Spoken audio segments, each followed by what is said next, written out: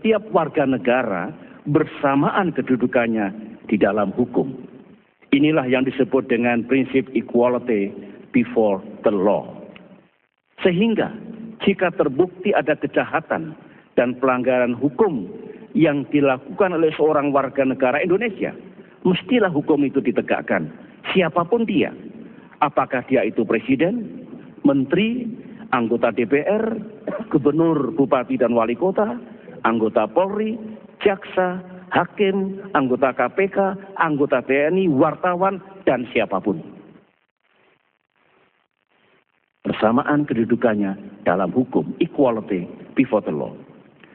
Dengan pemahaman atas konstitusi, serta prinsip equality before the law, dan juga konsistensi dari the rule of law, maka jika ada anggota KPK melakukan pelanggaran hukum, kemudian diproses, tidaklah boleh serta-merta dikatakan sebagai kriminalisasi KPK. Laporan yang saya terima, dugaan pelanggaran hukum yang dilakukan oleh anggota Polri yang sedang bertugas di KPK sekarang ini tidak terkait dalam pelaksanaan tugasnya sebagai penyidik KPK. Tetapi dilaporkan kepada saya itu terjadi 8 tahun yang lalu. Nah, dalam hal ini saya ingatkan, dalam penegakan hukum semuanya harus berangkat dari niat baik, seraya tetap merujuk pada kebenaran, keadilan, dan ketentuan perundang-undangan yang berlaku. Jangan ada motivasi lain. Misalnya, karena anggota Polri yang sedang melaksanakan tugas itu, misalnya karena anggota Polri yang bersangkutan sedang melaksanakan tugas untuk melakukan penyidikan kasus pengadaan simulasi SIM tersebut. Tidak boleh. Sebaliknya, jangan setiap upaya penegakan hukum yang mengait kepada anggota KPK langsung pula divonis sebagai upaya kriminalisasi KPK.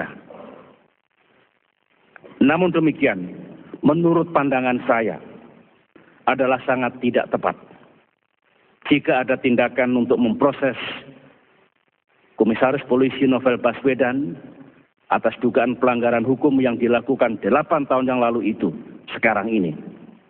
Timingnya tidak tepat, pendekatan dan caranya pun juga tidak tepat. Itu pandangan saya dan kira-kira solusi yang akan kita tempuh menyangkut 3 hal yang juga merupakan, sebutlah, perselisihan antara KPK dengan Polri sekarang ini. Saudara-saudara, berikut ini saya ingin menyampaikan pandangan dan pendapat saya berkenaan dengan pemikiran dan rencana untuk melakukan revisi Undang-Undang KPK. Saya berpendapat, pemikiran untuk merevisi sebuah undang-undang tentulah mesti dilandasi oleh niat yang baik dan tujuan yang positif. Jika DPR RI memiliki pemikiran untuk melakukan revisi Undang-Undang KPK ini kepada rakyat, mestilah dijelaskan apa dan mengapa undang-undang itu harus direvisi. Kepada masyarakat, termasuk para pengamat dan aktivis pemberantasan korupsi, sebaiknya juga bersedia mendengarkan apa yang menjadi alasan DPR itu. Jangan langsung divonis seolah-olah itu sebagai upaya untuk memperlemah KPK atau untuk melucuti kewenangan KPK. Setelah mendengarkan alasan DPR, masyarakat luas, termasuk pengamat dan aktivis pemberantasan korupsi, bisa menyampaikan pandangannya. Bebas, bisa setuju, bisa pula tidak setuju. Namun perlu diketahui bahwa konstitusi memberikan kewenangan kepada DPR dan pemerintah untuk menyusun undang-undang, termasuk untuk melakukan perubahan terhadap undang-undang. Jika setelah undang-undang itu diterbitkan dan disahkan, masih terbuka bagi masyarakat luas untuk menyampaikan ketidaksetujuannya dengan cara meminta Mahkamah Konstitusi untuk mengujinya. MK akan menguji undang-undang itu, termasuk jika suatu saat misalnya ada undang-undang KPK yang baru hasil revisi. Apakah undang-undang itu bertentangan dengan undang-undang dasar? Mahkamah Konstitusi atau MK juga tetap tunduk pada aturan main, bahwa itu diuji, undang-undang diuji, apakah bertentangan dengan undang-undang dasar.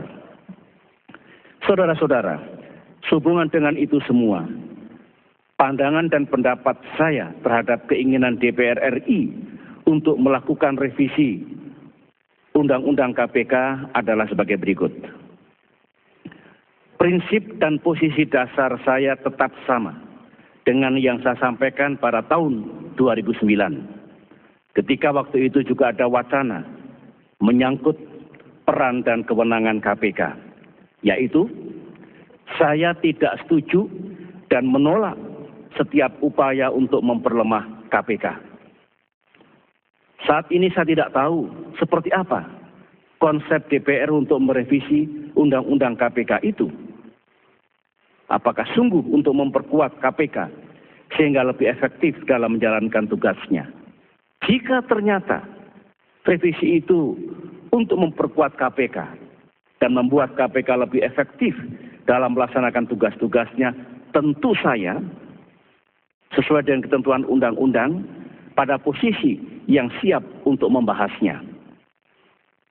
Saudara-saudara, di tengah realitas betapa tidak mudahnya untuk memberantas korupsi di negeri ini, karena terbukti kasus-kasus korupsi masih terus terjadi, yang harus kita lakukan justru meningkatkan intensitas, ekstensitas, dan efektivitas upaya pemberantasan korupsi, dan bukan malah mengendorkannya.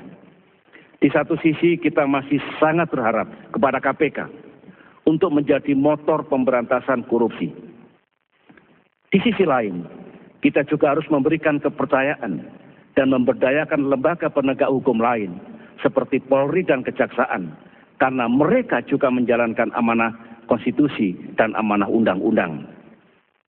Menanggapi pandangan rakyat atas kurangnya kepercayaan kepada aparat kepolisian dan kejaksaan, termasuk jajaran pengadilan dalam urusan pemberantasan korupsi ini, saya berharap untuk dijadikan cambuk dan semangat untuk terus melakukan reformasi, peningkatan kemampuan dan integritas aparat di lembaga masing-masing. Saya seraya tetap mendukung penuh KPK, serta menolak setiap upaya yang bertujuan memperlemah KPK. Mendengar pendapat dari kalangan masyarakat, harus saya utarakan pada malam hari ini, bahwa sejumlah langkah KPK dianggap kurang tepat dan cenderung membawa persoalan ke arena publik atau media massa, ketimbang bekerja sama dengan penegak hukum lainnya untuk mendapatkan solusi yang tepat. Menurut saya, kritik itu perlu didengar.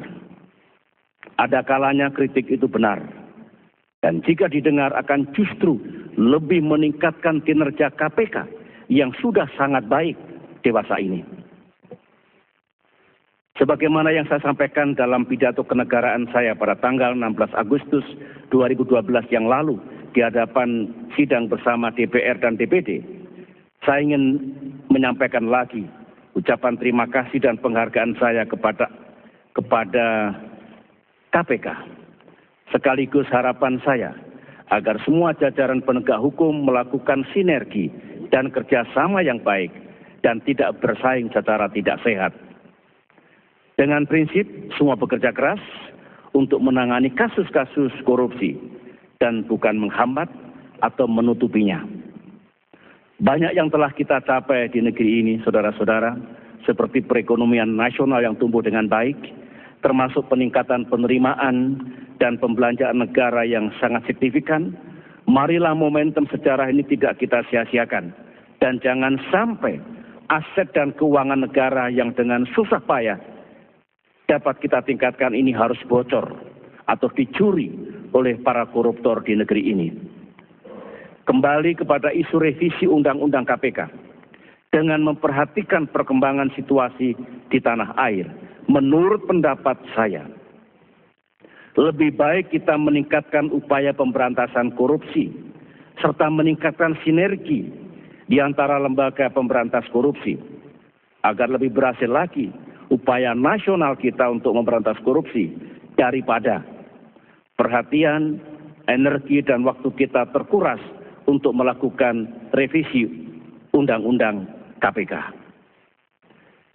Saudara-saudara, dengan penjelasan yang telah saya sampaikan tadi, maka saya akan akhiri penjelasan saya ini dengan menyampaikan kesimpulan utama yang tentunya juga berupa solusi dan langkah-langkah yang mesti kita laksanakan ke depan. Pertama, penanganan hukum dugaan korupsi pengadaan simulator SIM yang melibatkan Irjen Polisi Joko Susilo agar ditangani KPK dan tidak dipecah. Polri menangani kasus-kasus lain yang tidak terkait langsung. 2. Keinginan Polri untuk melakukan proses hukum terhadap Komisaris Polisi Novel Baswedan saya pandang tidak tepat, baik dari segi timing maupun caranya. 3. Perselisihan yang menyangkut waktu penugasan para penyidik Polri yang bertugas di KPK perlu diatur kembali dan akan saya tuangkan dalam peraturan pemerintah. Saya berharap nantinya teknis pelaksanaannya juga diatur dalam MOU antara KPK dan Polri.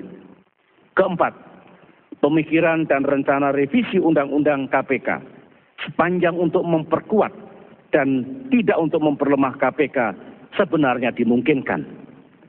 Tetapi saya pandang kurang tepat untuk dilakukan saat ini. Lebih baik sekarang ini kita tingkatkan sinergi dan intensitas semua upaya pemberantasan korupsi. Yang terakhir, yang kelima, saya berharap agar KPK dan Polri dapat memperbaharui MOU-nya dan kemudian dipatuhi dan dijalankan, serta terus meningkatkan sinergi dan koordinasi dalam pemberantasan korupsi, sehingga peristiwa seperti ini tidak terus berulang di masa depan. Saya mencatat bahwa di waktu yang lalu banyak kerjasama yang baik antara Polri dengan KPK. Contohnya, kerjasama dalam mencari dan menemukan tersangka korupsi yang kabur ke luar negeri. Berhasil dengan baik. Sinerginya dan kerjasamanya.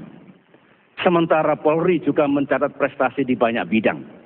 Misalnya pemberantasan terorisme, kejahatan narkotika, dan kejahatan jalanan. Juga prestasi dalam pengamanan dan pengaturan kegiatan nasional, mudik lebaran, dan peringatan hari-hari besar yang lain. Semangat, energi, dan kinerja seperti ini, saya yakini dapat dijadikan modal untuk bersinergi dengan KPK dalam melaksanakan tugas pemberantasan korupsi. Itulah saudara-saudara rakyat Indonesia penjelasan saya untuk mendapatkan pemahaman yang utuh, dan tentu setelah ini kepolisian akan menjalankan apa yang telah menjadi keputusan saya dan solusi ini. KPK juga akan menjalankan apa yang harus dijalankan sesuai dengan pertemuan yang saya laksanakan atau saya pimpin siang tadi. Terima kasih atas perhatiannya saudara-saudara. Wassalamualaikum warahmatullahi wabarakatuh.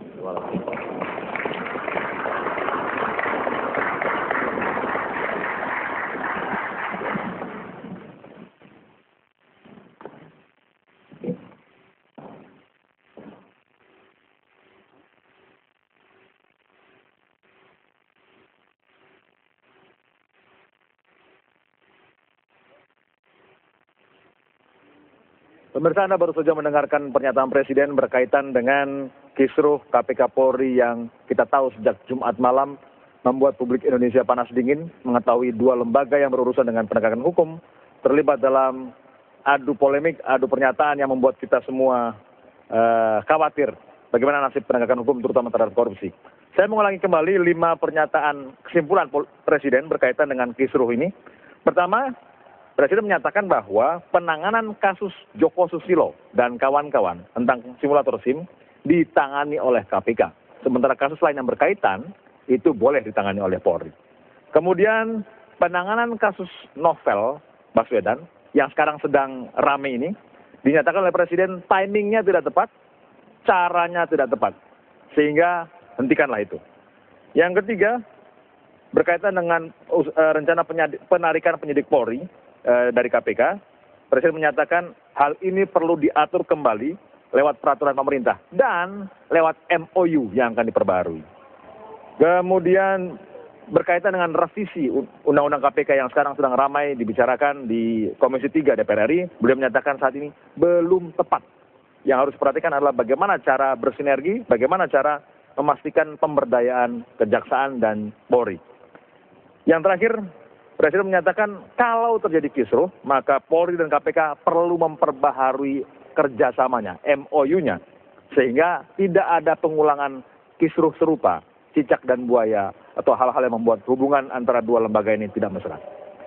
Sudah ada narasumber, dan kami akan berbincang dengan mereka sesaat lagi setelah pariwara berikut.